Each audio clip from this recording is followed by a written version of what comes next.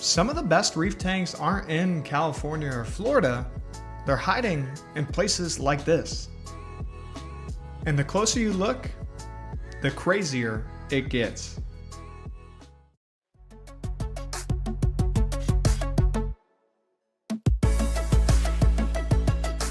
What's going on, everybody? We are here at Wishaw Reef, and we have one of the nicest tanks I've ever seen in person. It is absolutely incredible. David, appreciate you. Thanks for having us. Tell us about this tank. I really want to know. First, let's start with what it is, because I love this brand. It's such a beautiful shallow tank too. Can you tell us more about the tank? This is the 175.6 water box, the Fragni and Fignia series. So this is their new design. Relatively new to me. This is within 6 months that we've had this tank up and running and moved it over from an 80 water box. Absolutely insane. 6 months since this was moved in, and it's already this grown out. So you either have a crazy coral addiction or you're the master reefer who grows it like crazy, or both. So how about you tell us a little bit more about what you're doing, because this reef tank is absolutely insane. It is packed to the max. And obviously you're doing not just something right, but just about everything right. Yeah, that's what everybody tells me. It's a lot of luck. 30 years in the hobby, and me and my wife have done a lot of trial and error stuff. This is a very basic system.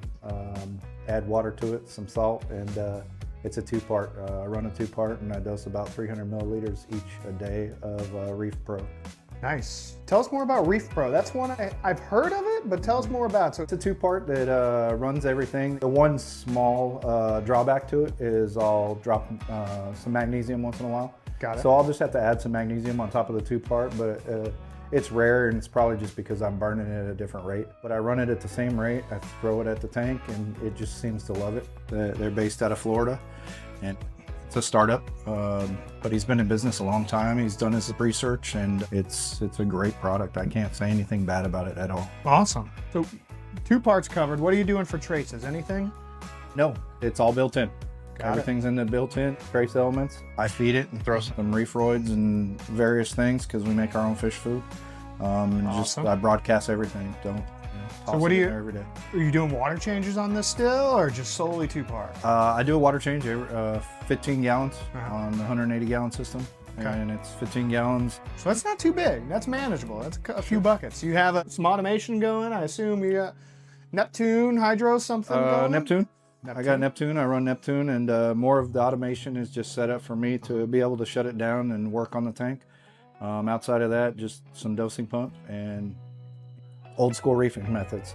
Refugium, run your UV, and some carbon. There's absolutely tons of coral in this. I see you got a little bit of everything. I see, are you just doing what makes you happy? Was there rhyme or reason? Just keep on. Pokemon, man, you gotta catch them all. That is true. It started, we've always been kind of a softie. A lot of zoas, pull-ups, and just adapted into more of a SPS and more of SPS dominant because they just take over and shadow some things, and we just let it go. I see lots of different SPS too. I know it's primarily SPS dominant, but there's acros in here. We got Pasillopora, Stylophora, all sorts of different types of SPS, so that's cool to see. Did you make this scape yourself, or? I did. So, and it's a slow version of what I started with, and then I just added to it. Every time I need a new space for coral, I'll drop the acrylic rods together with a little bit of busted up rock and glue it together. What kind of rock? Marco rock or Carib Sea? It's a variation. Yeah, there's some Marco, there's some Carib Sea that was some live rock, some original plate rock I got. I just busted it all up with a hammer and start over. There you go. I used to be the guy that just threw the rubble in there, but started busting it up and throwing it in there, and there's only 7 spots in this tank that actually touched the gravel, so that was my purpose, is to leave a lot of open gaps and a lot of flow for different variations of water flow, and then nothing's near the back wall, so water flow's back there. So tell me more about your fish. How'd you decide your stocking plan here? There was no rhyme or reason to it. I wish there was. Always been a tank fan. They're a great cleanup crew for various aspects of some algae and things that'll get out of control. They're always picking at things. Huge wrasse fan, so there's quite a few wrasse up in here. Yeah, it's so funny. This damsel is almost as big as your hippo tank. Yeah. It is awesome. Is he, he seems pretty docile. He's docile. He'll pick once in a while. He'll get my finger, but it's very, very shy. He'll just hang out. He doesn't do much of it. He doesn't hate on me too much. Yeah, and you were telling me a story earlier about your clownfish. Let's hear about that because I think people will be interested to hear. This is very unique. Yeah, very unique. I got 3 clowns in there, 1 female, 2 males, and they rotate when they have babies, and they rotate in and out of the anemone. So right now they're paired up with the black and the percula, and then the storm will swap out and go in there, and so they got the little swinger thing going on. That is hilarious. I haven't seen that personally. It's the Salt Lake City of clowns, right? That is hilarious. The fact that, you know, they just swap out like that is, again, something I have not seen. Yeah, they don't battle, they don't fight. So you got a lot of fish in here. I do. But none of them are too crazy huge, which is great for this tank. Which one is your oldest? My oldest fish in here is probably between the 6 line and the lemon damsel there. Gotcha. They probably are a couple years old. That lemon damsel is the biggest damsel I've ever seen. Absolutely massive. But we've got tube nymphs, we've got glitter gonnies, some beautiful clams in here. They're just loving life. Chalices, tons of SPS zoas. It is literally a little bit of everything. What do you not have that you might want to add? That's a tough question. A bigger tank. A bigger tank. It's never big enough. No, never big enough. Do you mind telling us where you kind of try and keep everything at, from calcium, alkalinity, magnesium, phosphate, nitrate? Yeah, alkalinity, we keep it between 8.5 to 9. We run the standard numbers, 450 on my calcium, and then we run 1300 to 1350 on the magnesium. Got it. Are you doing any ICP tests, testing weekly, or you seem like you're probably by the eye, right? You look. Yeah, I'm a lazy reefer. ICPs, we've probably done 2 since we've built this tank. Gotcha. So 2 in over about 6 2 months. years. Oh, over no, 2 years. from the last tank, yeah. Gotcha. This particular tank, only 1, and more it was for me to find out how the Reef Pro was doing. So tell me a little bit about your nitrates, phosphates. I know we talked about alkalinity, calcium, magnesium. Yeah. So last time I tested nitrates and phosphates, I don't know. I honestly can't tell you the last time I tested them. I know it's a low nutrient tank. So just feeling it by eye. It looks like you probably don't make any swings or anything too drastic. I'm hearing a theme here. Probably stability's key, right? Correct. Yeah, that is. Yeah, it's a very stable tank. I try and do as little as possible. I wish I could keep my hands out of it more. Yeah. But I'm consistently in there moving things around and throwing the fish into crays. Yeah, and you got so much coral in here. It sounds like you just kind of let them do their thing, fight it out. I do. Coral warfare works. One part will brown out and turn white, and I'll glue another coral on top of it. You know. Yeah, smart.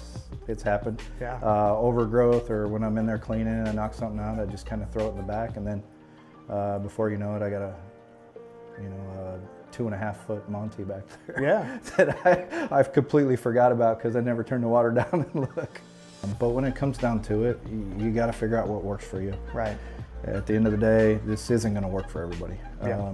Somebody wants a softy tank, this won't work for you. Mm-hmm. You want an SPS tank, this may not work for you. Yeah. That's very true. So, I figured out what works with a mixed reef, and I would say you have the flow in here absolutely dialed in. What are you doing for flow? yeah, 2 MP40s for flow, and then just cranked up on the return.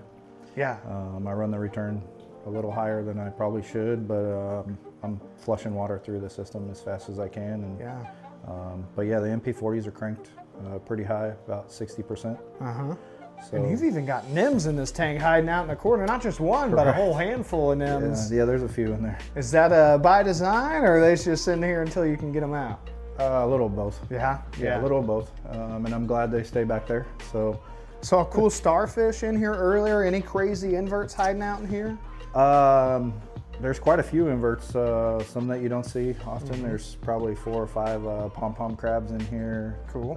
There's cleaner shrimp's been around a while. Outside of that, no, Yeah. I don't keep hermit crabs in here. Okay. Just And because why is that? they wipe out the snails. Yep.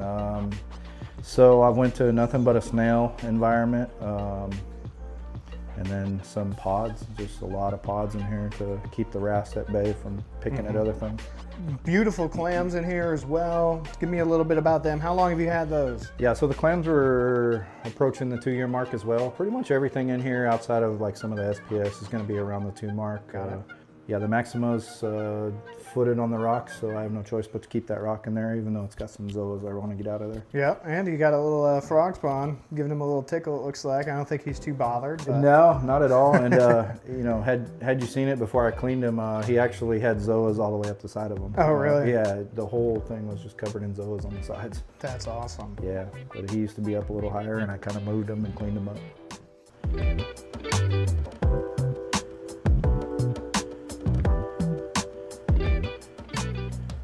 If you had to give me a top, I want to see top 5. If you had to give me a top 5 in this tank, whether it be a fish, coral, something like that, what's on your mind?